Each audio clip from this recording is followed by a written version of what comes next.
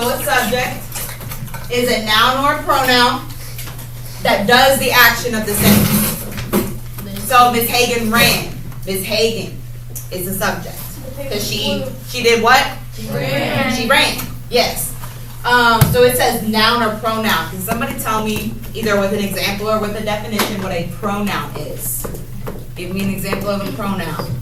Mason? So like a name, it'd be like capitalized instead of just saying it's. That's a proper noun. I'm talking about a pronoun. She, he, her, it, they, them. I, me, mine. All of those. So instead of Miss Hagan bought sushi, she bought sushi.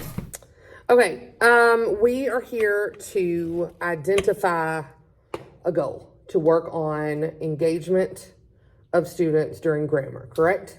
Correct. Okay, so we have already gotten a clear picture of reality by recording a video. So what we need to do is I'm going to have you watch yourself on the video, and then you're going to assess using the watch your students, watch yourself form.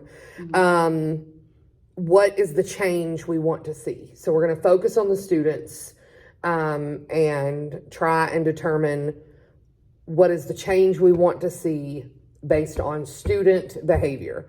And then we're going to come up with a measurable goal to go from there. Okay? All right. So you watch, and I'll watch over here, and I'll do mine. And build our way up, because COVID has kind of taken away some instructional time, and depending on your school, your teacher, you may not have heard of some of the basics. So that's why we're starting here. So I need your desks clear of distractions. If you're a person that likes to read during class, put your book away entirely. And I want us sitting up, scoot in, to your desk, sit up straight.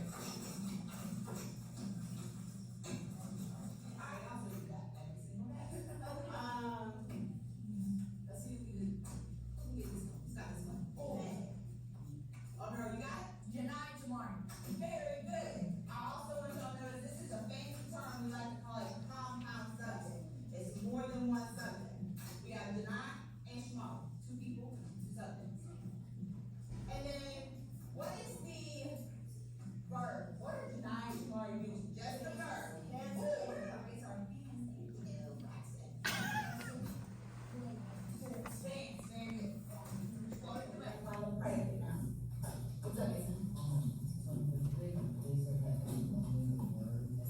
He was so patient and he never interrupted me.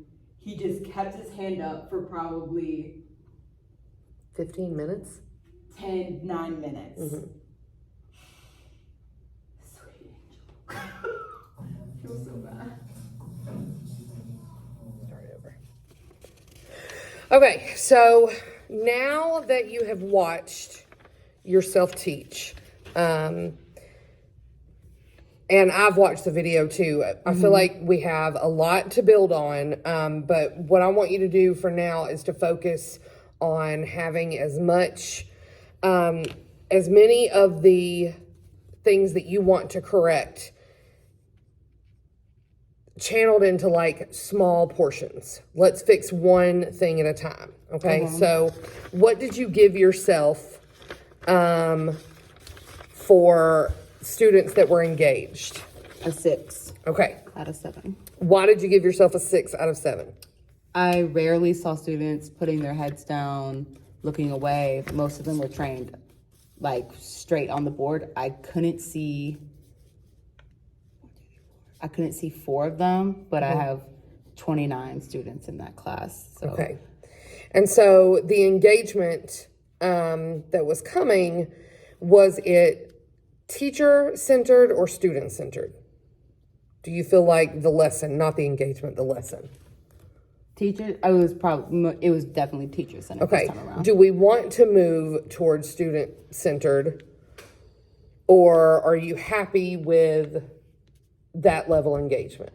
With grammar, I want it to be more, it's focused obviously on what the students do and don't know and need to work on, but I need it to be teacher-centered so they're getting the right rules Okay. and directions. So what do you do when you follow up after this? Like, what is a follow-up lesson after this? I look at the Google form and then we'll do practice on the kinds of questions that were frequently missed. Like, for instance, if there's a prepositional phrase at the beginning of the sentence, or if someone like Corinna's tired mother, if there's a name showing possession, they really struggled with that. So I would do sentence examples like that. Okay. And do you think that they're still like right on and engaged during that? Excuse me.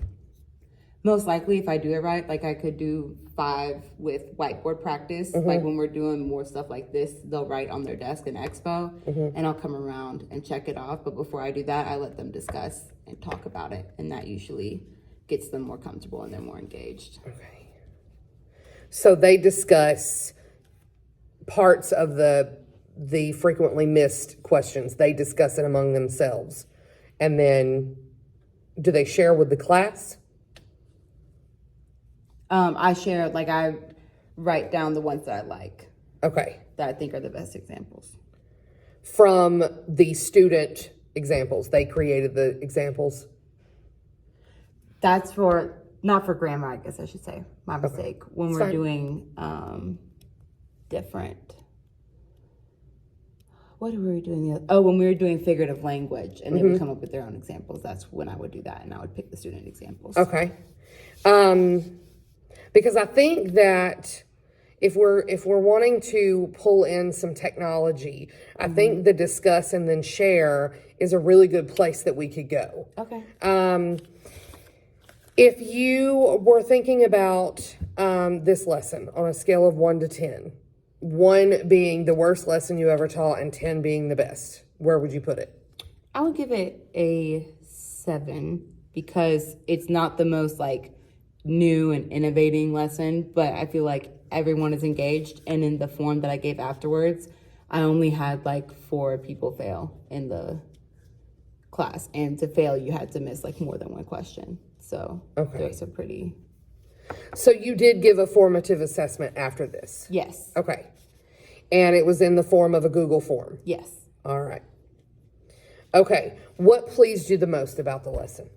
I felt really confident while I was teaching. I felt like even like in the video where even in the classes where I wasn't being recorded, I felt really good about what I was teaching. And I felt like I was getting more hands than I normally would. It wasn't like my usual 3 to 5 and then I had to force everyone, Right. It was, everybody was starting to join in. I had a couple of kids, who didn't raise their hands. At all? Yes. Yes. But I think that's just haven't heard of it or lack of confidence, which is nothing wrong with that. Right. And we'll fix it later.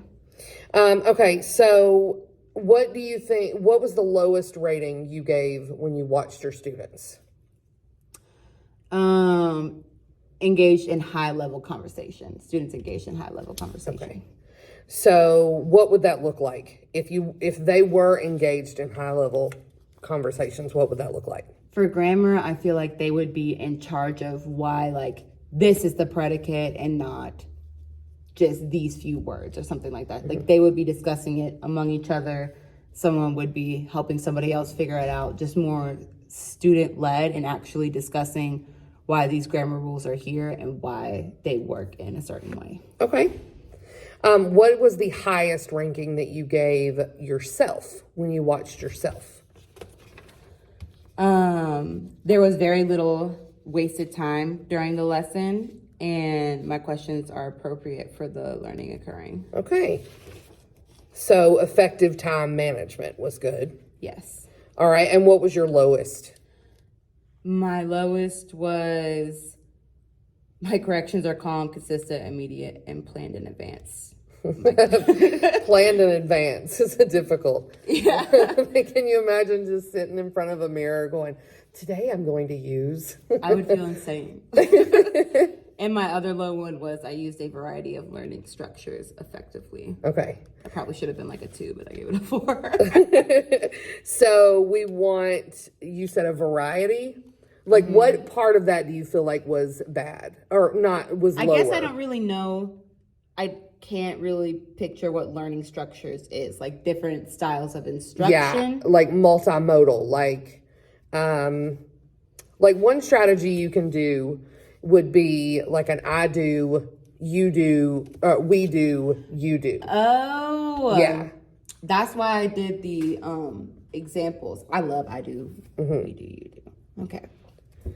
Okay, so what would students need to be doing? The students need to be doing to move you closer to a 10 from you said a 7, right? A 7.